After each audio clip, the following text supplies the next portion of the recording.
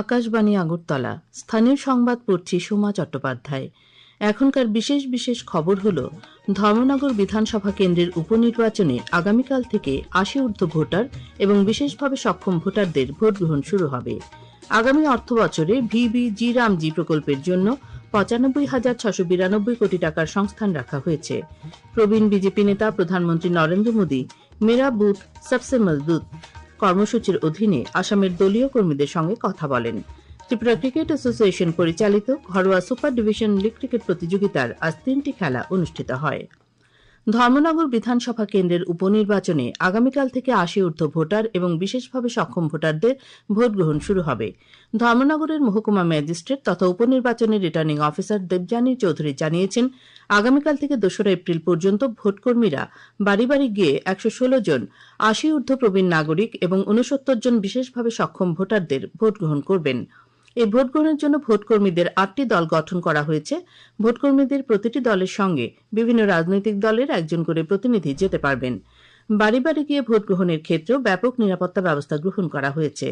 এদিকে আগামী ৩রা ও ৪ঠা এপ্রিল নির্বাচনের কাজে নিযুক্ত ভোটকর্মী ও অন্যান্য কর্মীদের পোস্টাল ব্যালটে ভোট গ্রহণ করা হবে। ধর্মনগরের বীর বিক্রম ইনস্টিটিউশনে পোস্টাল ব্যালটে ভোট গ্রহণ করা হবে।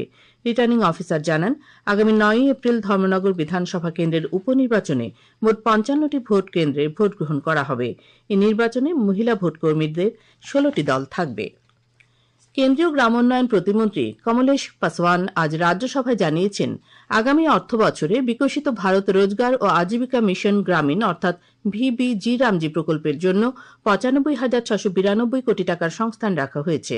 তিনি জানান, মহাত্মা গান্ধী জাতীয় গ্রামীণ কর্মসংস্থান নিশ্চয়তা প্রকল্পের অধীনে ৩০,০০০ কোটি টাকা বরাদ্দ করা হয়েছে।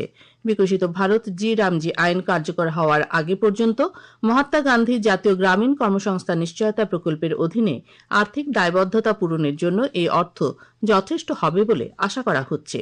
মন্ত্রী বলেন, সরকার প্রতিষ্ঠিত পদ্ধতি অনুসারে রাজ্যগুলিকে প্রাপ্য বকেয়া অর্থ প্রদানে প্রতিশ্রুতিবদ্ধ। আসন্ন এডিসি নির্বাচন ঘিরে গোমতী জেলায় বিভিন্ন রাজনৈতিক দলের প্রচার চলছে। নতুন বাজার মালবাসা কেন্দ্রের বামফ্রন্ট সমর্থিত সিপিআইএম প্রার্থী মগেন্দ্র রিয়াংয়ের সমর্থনে আজ নতুন বাজারে এক জনসভা অনুষ্ঠিত হয়। জনসভায় প্রাক্তন মুখ্যমন্ত্রী মানিক সরকার রাজ্য সরকার ও এডিসি প্রশাসনের সমালোচনা করে বক্তব্য রাখেন। রাজ্যে এডিসি গঠন করার ক্ষেত্রে বামফ্রন্ট সরকারের অবদান সবচেয়ে বেশি বলে তিনি দাবি করেন।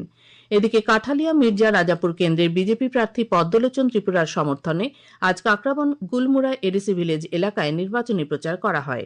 তেলিয়ামুড়ায় রাংখলপাড়া কমিউনিটি হল প্রাঙ্গণে এডিসির তেলিয়ামুড়া মহারানীপুর আসনের বিজেপি প্রার্থী বিল্লু জমাতিয়ার সমর্থনে আজ এক নির্বাচনী সভা অনুষ্ঠিত হয়। সেখানে বক্তব্য রাখেন রাজ্য বিধানসভার মুখ্য সচেতক কল্যাণী রায়। বিরোধী দলনেতা জিতেন্দ্র চৌধুরী আসন্ন এডিসি নির্বাচনে স্বচ্ছতা বজায় রাখার জন্য ইভিএম এর সঙ্গে ভিভিপ্যাট ব্যবহারের জন্য রাজ্য নির্বাচন কমিশনারের কাছে দাবি জানিয়েছেন। রাজ্য নির্বাচন কমিশনারের কাছে লেখা এক চিঠিতে তিনি এই দাবি জানান। চিঠিতে তিনি উল্লেখ করেন, ইভিএম এর সঙ্গে ভিভিপ্যাট যুক্ত থাকলে ভোট গ্রহণ প্রক্রিয়ার প্রতি ভোটারদের আস্থা থাকে। অবাধ ও সুষ্ঠু নির্বাচনের স্বার্থে নির্বাচন কমিশন থেকে ভিভিপ্যাট সংযুক্ত আধুনিক ইভিএম এনে এডিসি নির্বাচনে ভোট গ্রহণের জন্য বিরোধী দলনেতা শ্রী চৌধুরী দাবি জানিয়েছেন। তাছাড়া আসন্ন এডিসি ভোটকে সামনে রেখে শীঘ্রই একটি সর্বদলীয় বৈঠক আহ্বানের জন্য তিনি রাজ্য নির্বাচন কমিশনের কাছে অনুরোধ জানিয়েছেন। রাজ্যে জনস্বাস্থ্য ব্যবস্থাকে আরও শক্তিশালী করার লক্ষ্যে স্বাস্থ্য ও পরিবার কল্যাণ দপ্তরের সচিব কিরণ গিত্তের উপস্থিতিতে আজ আগরতলার সচিবালয়ে আনুষ্ঠানিকভাবে শুরু হল ১০০ দিনের সুসংহত কিশোর স্বাস্থ্য উন্নয়ন অভিযান।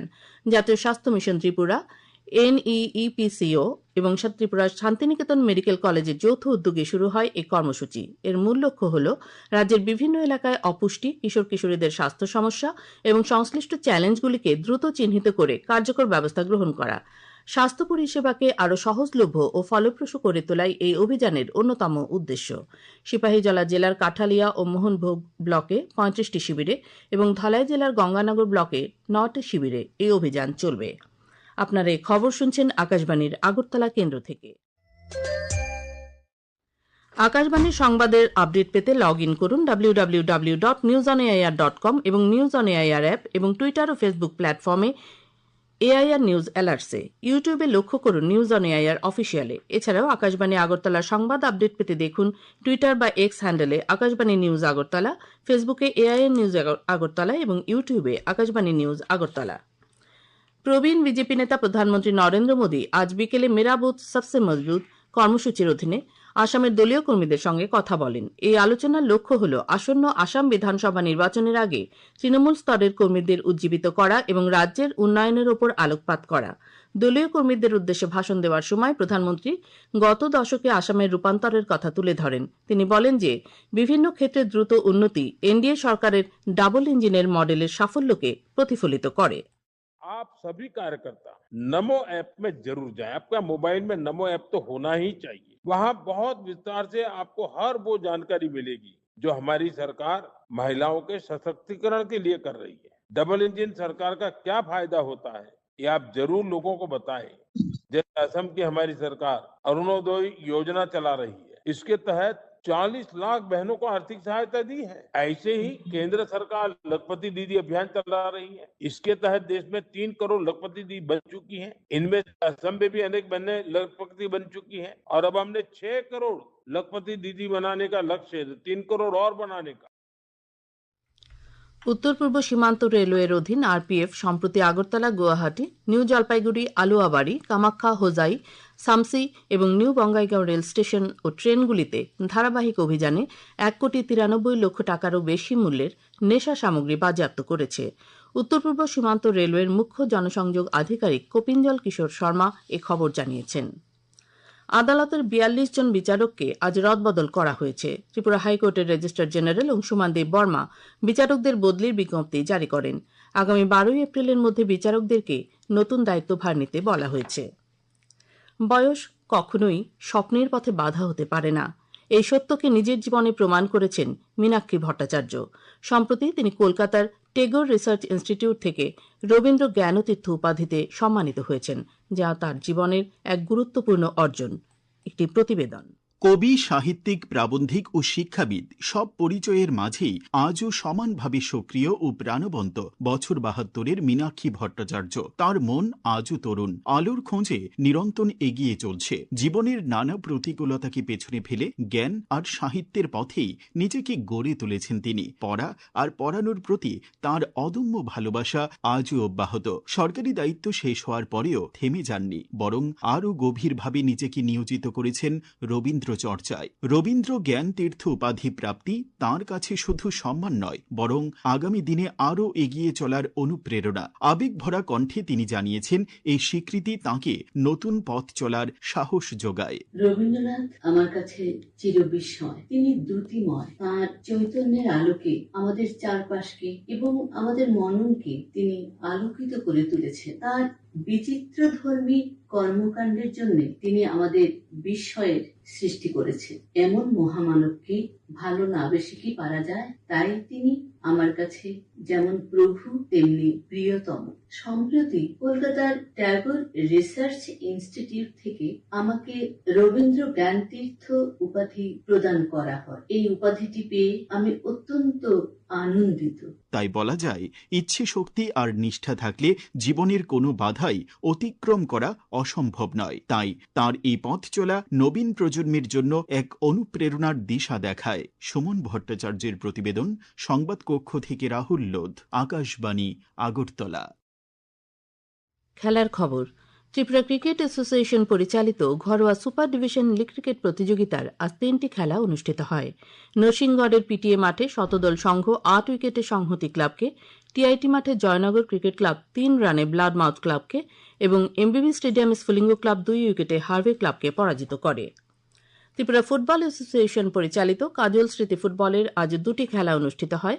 উমাকান্ত মিনি স্টেডিয়ামে প্রথম খেলায় ত্রিপুরা স্পোর্টস স্কুল 11-0 গোলে অরুন্ধতিনগর স্কুলকে পরাজিত করে।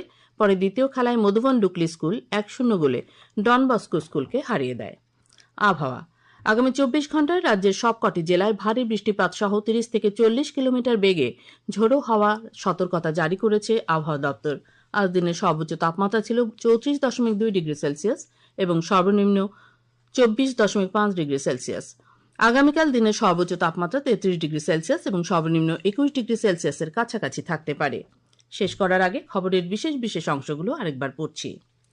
ধর্মনগর বিধানসভা কেন্দ্রের উপনির্বাচনে আগামীকাল থেকে 80 ঊর্ধ্ব ভোটার এবং বিশেষভাবে সক্ষম ভোটারদের ভোট গ্রহণ শুরু হবে। আগামী অর্থবছরে ভিবি জি রামজি প্রকল্পের জন্য 95,692 কোটি টাকার সংস্থান রাখা হয়েছে। প্রবীণ বিজেপি নেতা প্রধানমন্ত্রী নরেন্দ্র মোদী মেরা বুথ সবসে মজবুত কর্মসূচির অধীনে আসামের দলীয় কর্মীদের সঙ্গে কথা বলেন। ত্রিপুরা ক্রিকেট অ্যাসোসিয়েশন পরিচালিত ঘরোয়া সুপার ডিভিশন লিগ ক্রিকেট প্রতিযোগিতার আজ 3টি খেলা অনুষ্ঠিত হয়।